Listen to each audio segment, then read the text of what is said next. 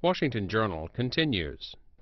Roy Beck, Executive Director from NumbersUSA. Thanks for being here. Good morning. The Alabama governor has signed into law the nation's toughest immigration law. I'm looking at a story from Reuters. This from just yesterday. Republican Governor Robert Bentley on Thursday signed into law a crackdown on illegal immigration that both supporters and critics consider the toughest in the nation. It will require public schools to determine the immigration status of students, an aspect not covered in an Arizona law that has been at the forefront of several U.S. States as they seek to crack down on illegal immigrants. What do you think about this? Well, it's a great new law, and it's an example of where one state after another is trying to get some control over this. You know, these states are filled with illegal workers. That means they've got thousands, tens of thousands of their own workers that are left unemployed. I would say on this, the school thing, it's about a reporting purposes only. I think they're trying to track to see what the cost of illegal immigration is to the public school system. They're not actually going to keep the children of illegal aliens from attending schools. They're just tracking them for cost purposes. The Alabama law would require police to detain someone they suspect of being in the country illegally if the person cannot produce proper documentation when stopped for any reason. Right. And again, this is this is not something where they're going out and looking for illegal aliens, but in the normal process of their duties, when they ask for identification, all of us, well, those of you who have never been stopped by a policeman for speeding or anything, but everybody else knows that when you're confronted with a police officer, you're asked for your identification. When somebody provides identification that is suspicious, looks like the person might not be a legal resident, this requires the policeman to check further. What are your thoughts about legal challenges to this? We saw legal challenges in Arizona. The Obama administration is very concerned about what some of these states are putting into place. No, I'm sure there will be legal challenges. You know, this is we're at the cusp of a lot of changes. Illegal immigration has been just wide open for several decades now, and now we're seeing states crack down. People whose interests are in protecting the flow of illegal labor are working hard they will challenge these laws in court. As we've seen recently, the Supreme Court has handed down two big decisions. One of them was okaying the Arizona law requiring all businesses to use E-Verify to keep illegal workers out of the workplace. And then just last week, the Supreme Court, or was that this week? Maybe that was this week. First this week, time flies. The Supreme Court sent back a Circuit Court of Appeals ruling that had been against Hazleton, Pennsylvania, same kind of thing. But the court suits, I think we're going to see a lot more. But I think the trend of the Supreme Court is good toward enforcement. Should this be done on the state level or the federal level? Well, NumbersUSA, we have always advocated for a national mandatory E-Verify system. But the Congress has, for 15 years, resisted doing that. So it's great the states are doing that. Now, I think for the most part, immigration is a federal issue, but it does make sense for states and localities to help the federal government. And for instance, there's a 287G program, which the federal government has, that local governments can train and help be a force multiplier for our immigration agents. So yeah, I mean, we don't need 50 different state immigration enforcement systems, but it does make sense for states to help the feds. Howard joins us, Republican caller from Richmond, Virginia. Good morning. Hi, Libby. Hi there. I had a question about Barack Obama's. Let's move on to Margaret, Democratic caller in Chicago, Illinois. Good morning. Oh, hi. Good morning. Hi, Margaret. Yay for Alabama. I'm a Democrat and very liberal, but I've noticed, and I've tried to bring it up for like 20 years, it's not immigration, it's illegal labor. I'm a registered nurse, and I have a hard time getting a job because of H-1B visa workers, which they're just flooding with, and make contract nurses from the Philippines $6 an hour less. And then they stay and they have babies, and then their families come over, and we're screwed. And the dangerous problem about getting rid of all our Americans is we have no one that wants to reform things. I can't reform health care with illegal labor. They'll do anything for the money. Polish, they send it home. We can't reform. So this becomes a huge problem for safety, for Homeland Security, we're falling apart, and there's no cohesiveness. It's like just a big corporate dictatorship. Thank you.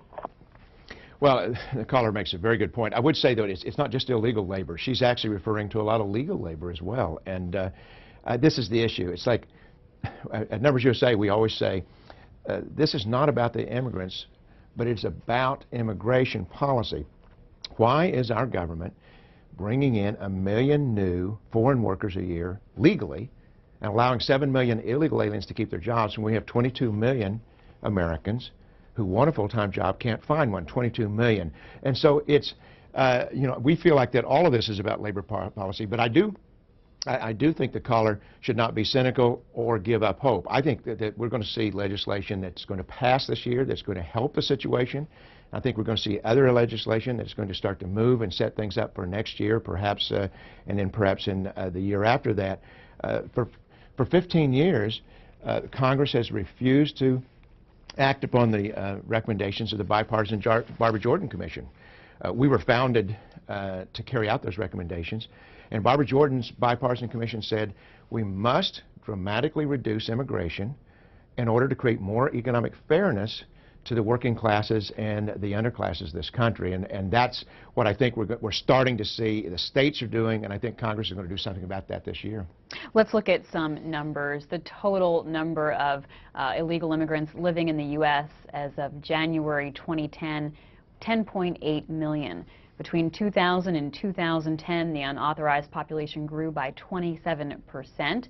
39% entered in the year 2000 or later. 62% of them were from Mexico. Let's go to our next caller on the independent line. Herman joins us from Holbrook, California. Welcome. Herman, good morning. Good morning, Roy, and thank you for C-SPAN. I'm a NumbersUSA's member too, and your population charts 3 years ago motivated me to join NumbersUSA. What I noticed, Roy, was actually missing from your charts were the illegal immigrants on your charts. And the legal immigrants on your charts were even quite astounding. Our present population is 310 million, according to the U.S. Census Bureau. According to your charts, we, due to immigration, are going to add another 96 million by the year 2050. That's equivalent to 3 Californians in just 39 years. My question deals with the numbers and the cost. Now, legal immigration represents an addition of 1.3 million a year annually. Illegal immigration is averaged to about 1 million people. Females having anchor babies adds another million. Those 3 statistics alone account for an increase of 3.3 million per year. Now, given the cost, for example, if we admit majority of the people through the immigration policy are low income, then their total fertility rate, TFR, is 3 average children. That's a lot of prenatal care, hospital births, postnatal care, WIC, Head Start, kindergarten through 12th grade education, English language instruction, free school lunches, social services, foreign language assistance in government forums, interpreters in government office and courts, accounting costs, allocating for ICE, Border Patrol, immigration detention centers.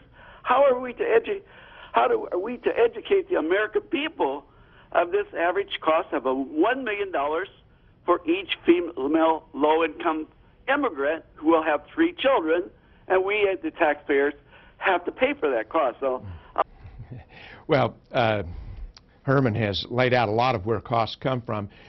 Overall, it doesn't make sense to be importing large population growth at a time when we as a country are not able to keep up with the infrastructure for our current population. And you're correct, the Census Bureau suggests that if we continue the current immigration system, we are going to go from 300 million today, about 310 million today, to about 440 million by the middle of the century, and over 600 million by the end of this century. No, there's no poll that suggests that Americans think that we ought to double the population of this country.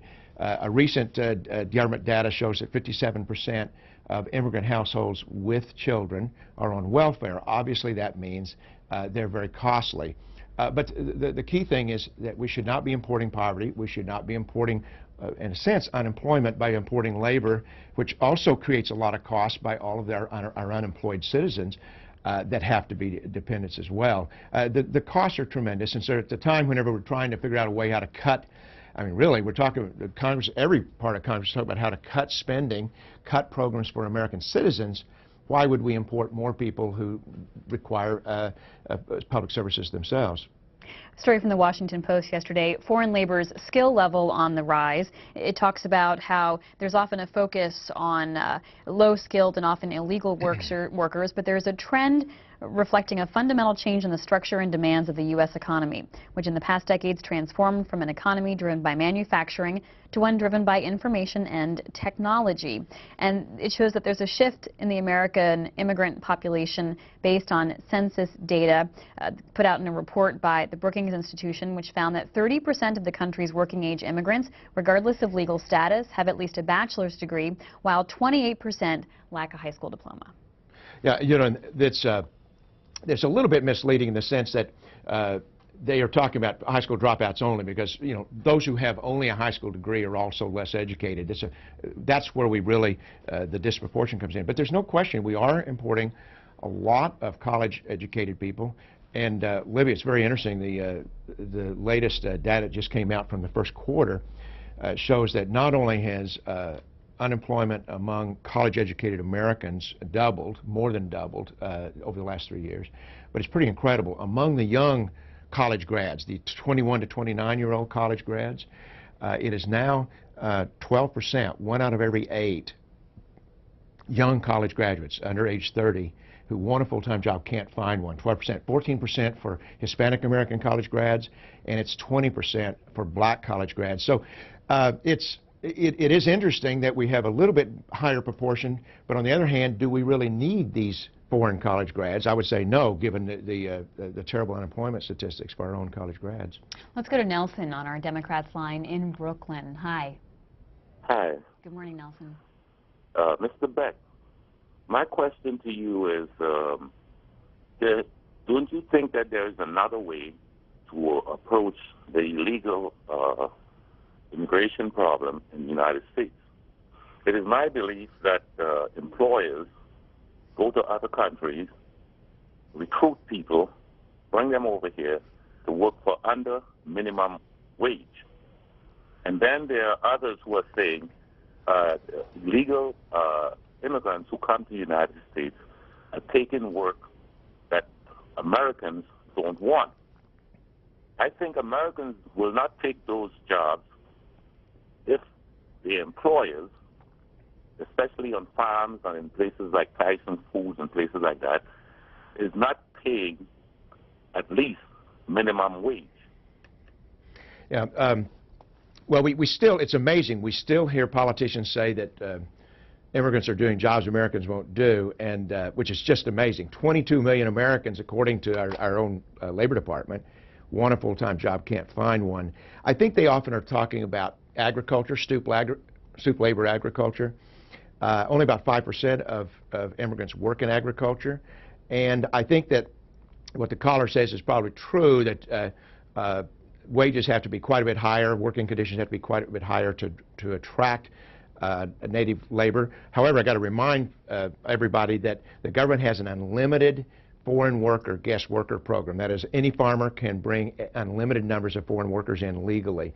But for the 95% of foreign workers that work out of agriculture, in this economy, there is not a job that is opened up by immigration enforcement that is not immediately filled by an American worker. You don't even have to raise the wages anymore, not in this economy. American workers, you've got college grads, you've got soccer moms, you've got all kinds of people who will show up to do $8 an hour, $7.50 an hour dishwasher jobs. These are not jobs Americans won't do. In fact, out of about 450 job occupations that the Labor Department classifies, all but stoop labor and fingernail painting are majority of the workers in those occupations are American workers. So Americans are doing those jobs, and those 22 million Americans who can't find a full-time jobs would quickly fill the 7 million jobs that are currently occupied by illegal aliens, non-agriculture. and they also would love to have the jobs that are being given to the 1 million legal immigrants that our government is bringing in this year. Our government's giving out 1 million permanent work permits this year in this economy. They did it last year, they did it the year before, they'll do it next year until Congress cuts the immigration numbers. So then why aren't employers hiring those legal Americans, those documented workers, rather than illegal workers?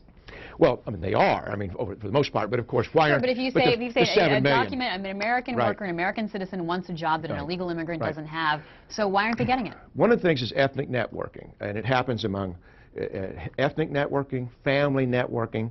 When somebody gets a job in a workplace and then a job opens up, the most likely person to fill that next job is a cousin, it's somebody that you know. And so what happens is that once you get an immigrants in your workplace, their network tends to work even faster in terms of getting people to apply for the jobs. Now, it is true that foreign workers tend to be more compliant.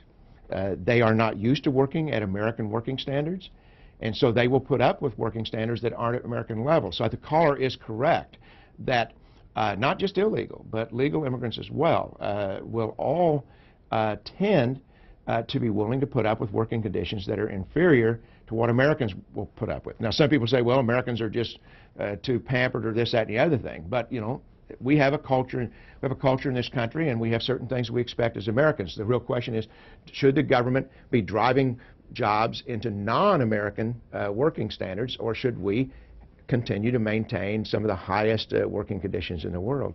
Let's go to the phones. Independent caller Annie is in Cranston, Rhode Island. Good morning, Annie. Oh, good morning. Hi. Good morning. Mr. Beck, I'm calling because I'm terribly concerned. We hear Democrats, we hear the illegal immigrant advocacy groups all talking about not dividing families, not harming families by enforcing our laws, yet we never hear anyone address the fact that the real harm that is done to American families by the refusal to enforce our immigration laws. Those laws, I might add, were put in place to protect the most vulnerable Americans from discrimination, yet we never hear anyone advocating because, for the most part, we don't have a $1 million lobby behind us making our case. We don't see reporting on the news about the tent cities. And I volunteer with homeless families, and I know plenty of families who've been displaced by illegal alien labor and corrupt employers, and the government does nothing. They ignore it. They absolutely ignore it, and we're subsidizing this with our tax dollars. Well, you said a mouthful there, and thank you for your concern for the American victims of our immigration system. And I would point out, you know, these are not victims of the immigrants, they're victims of Congress. Congress is the one that sets the policy. Congress is the one that has decided to victimize these American families. Having said that, I have some sympathy for the illegal alien families who are in a situation where perhaps in a mass raid, one of their parents gets arrested, is separated, detained, families are not sure where people are. I mean, this is pretty scary. And it's one of the reasons why we have never advocated mass roundups or mass deportations. Deportations, you do have to have some deportations, but we've advocated a softer approach. And frankly, that's the approach that Congress is looking at right now. Not mass roundups, mass deportations, but a soft approach that takes away the jobs, gives the jobs to American workers. It both accomplishes the problem of putting millions of unemployed Americans back to work, and what it does is it just says, if we get a mandatory Verify bill passed, I think in the House this summer, I believe that there will be a bill being introduced that will start being moved quickly, very soon, and I believe that can go through to the President's desk this year. If that happens, the jobs dry up at the workplace. Nobody's arrested in this process. It's just that the illegal alien workers no longer have the work. That's why they came. Without the work, illegal aliens start to go home, and they can put their affairs in order. They can put their own timetable, and they can put their family together and, you see, move in an orderly fashion. So everybody wins. The victimized American families get jobs. The families that have illegal aliens in them can put their affairs in order and in an orderly way leave the country. We've seen over 1.5 million illegal aliens have left the country during this jobs depression. So we know that illegal aliens respond to bad job situation. That's primarily because of the economy, but we know that if Congress passes a mandatory verify this year, we will see millions of illegal aliens leaving over the next few years. Roy Beck is our guest, Executive Director of NumbersUSA. Let's look at a story from the New York Times this week. Immigration program was rejected by a third state. Governor Deval Patrick of Massachusetts has decided the state will not participate in a fingerprint sharing program that is central to the Obama administration's immigration enforcement strategy, dealing a new political blow to a program that has met rising resistance nationwide. What do you think? Well, as I said at the beginning, when you're on a cusp of a major shift in policy, you're going to get back and forth. Alabama just passes the strongest enforcement law in the nation, but you've got a few states that want to be sanctuary states. They want to be welcoming to illegal immigration. They want to work against the unemployed of their state. And so you've got a classic battle going on here.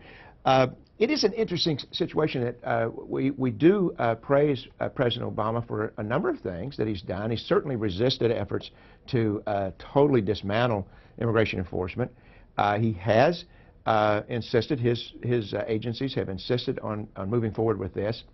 You know, basically what this is that when somebody is arrested and put into jail, you run them through a system to see, are they wanted in other states? Are they deadbeat dads? Do they owe child support? You know, that's what you do. And what happens in this system is Homeland Security also finds out, now that they got the fingerprints, is this person wanted as an absconder that's already been ordered deported? Is this person illegal?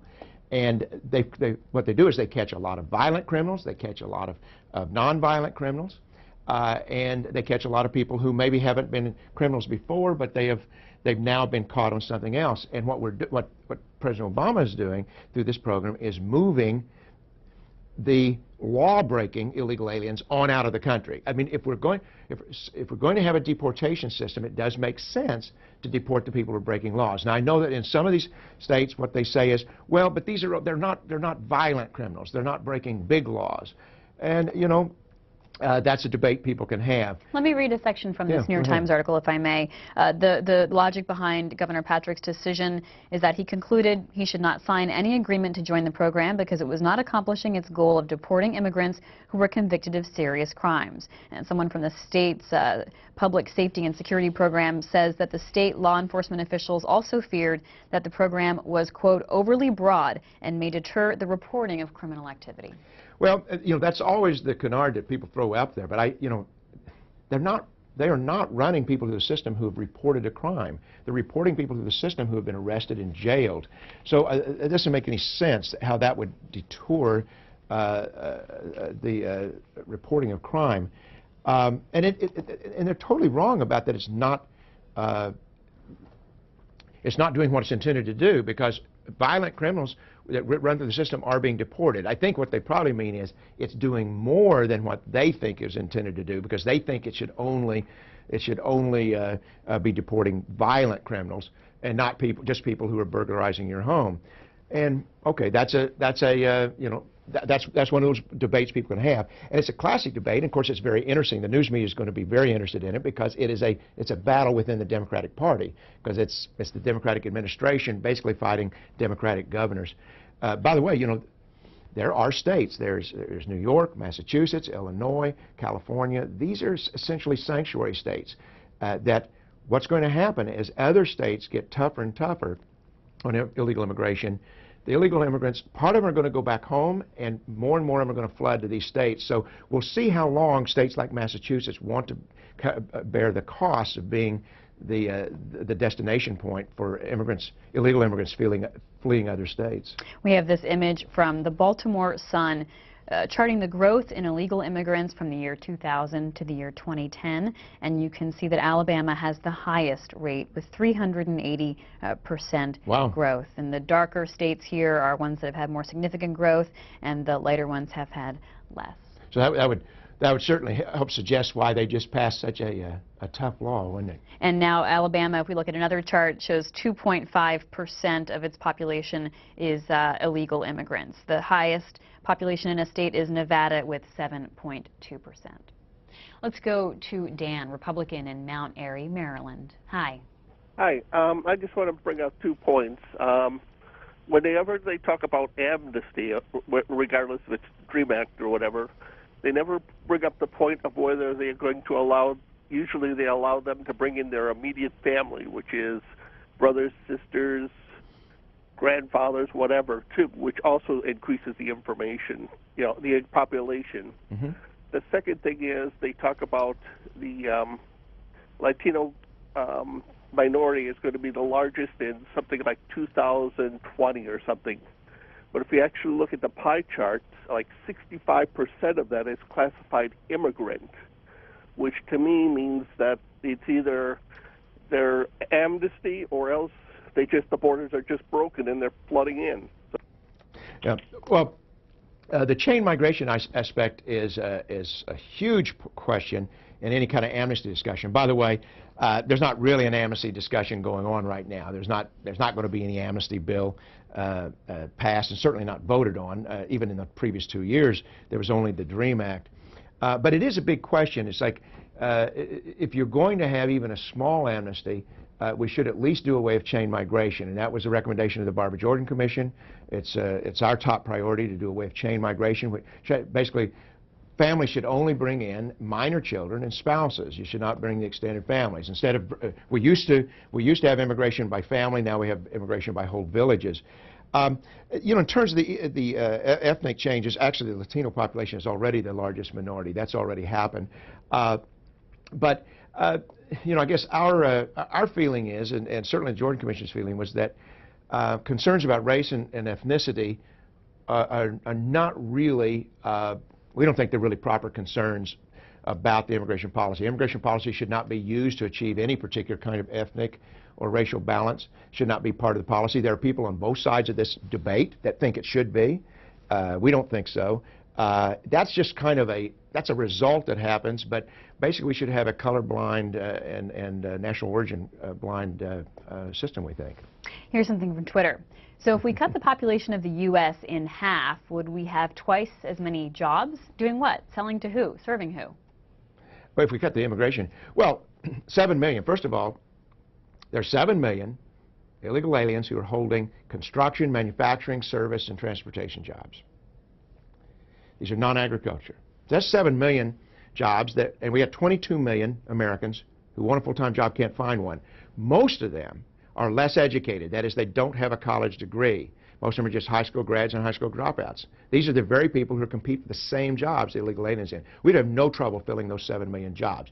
Now, because the illegal aliens and the unemployed Americans may not all be in exactly the right places, it may take a couple, 3, 4 years for this to sort out, and that's why the E-Verify system is great. It doesn't move the whole illegal alien population out immediately. Okay, and in terms of if we had a moratorium, we would like to see a moratorium on all immigration, all legal immigration, except spouses and minor children, our fair share of refugees, and truly extraordinary skilled immigrants.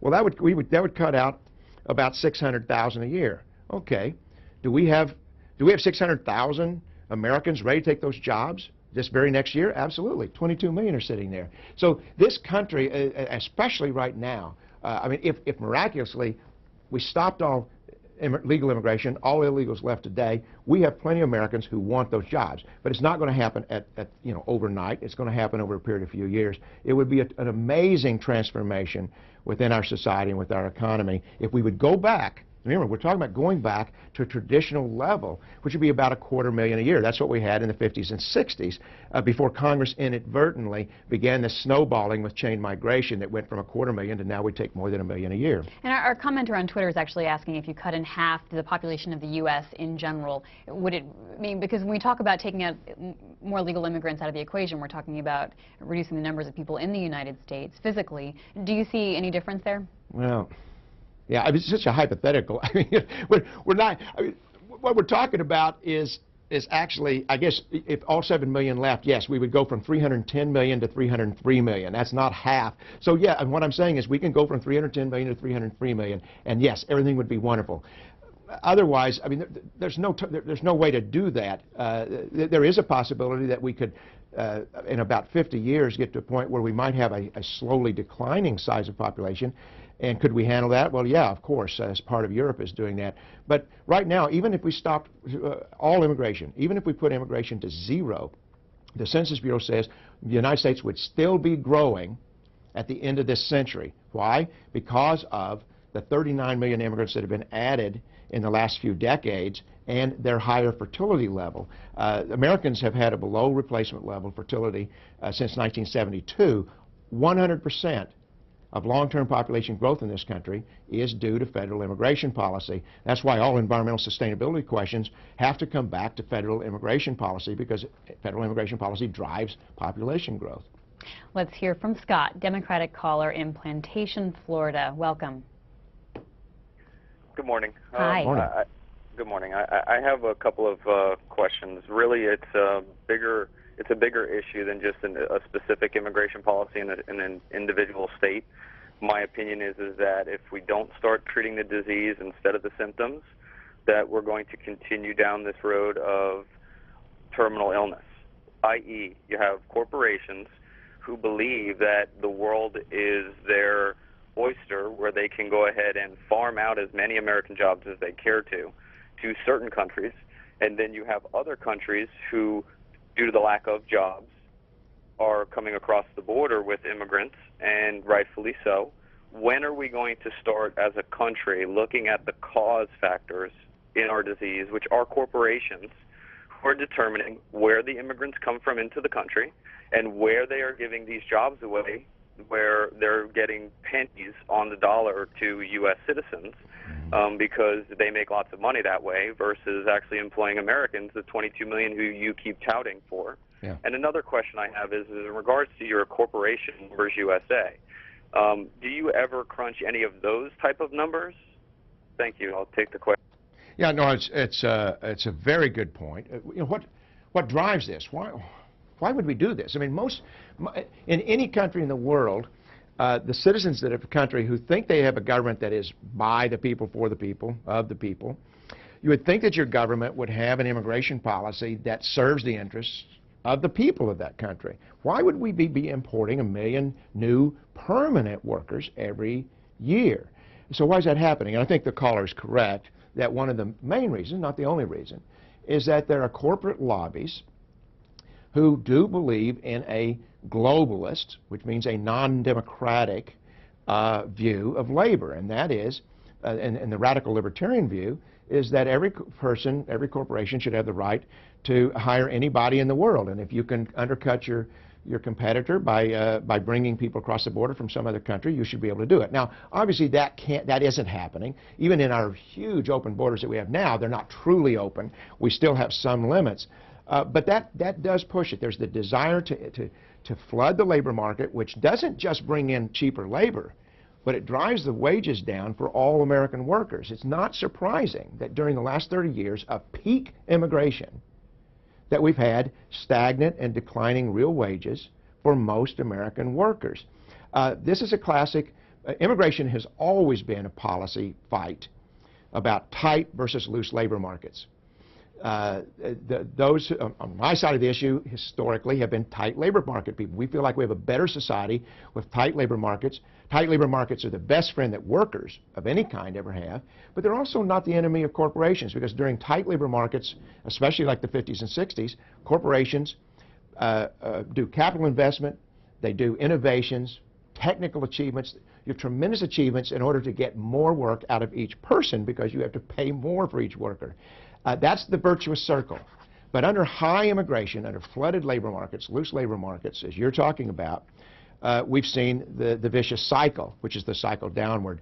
And it is truly one of the big causes behind this symptom of high immigration policies you talk about. Comment on Twitter from Ed. Many immigrants will have to return to countries rife with violence caused or underwritten by money from U.S. illegal drug consumers. So what's our responsibility? Yeah.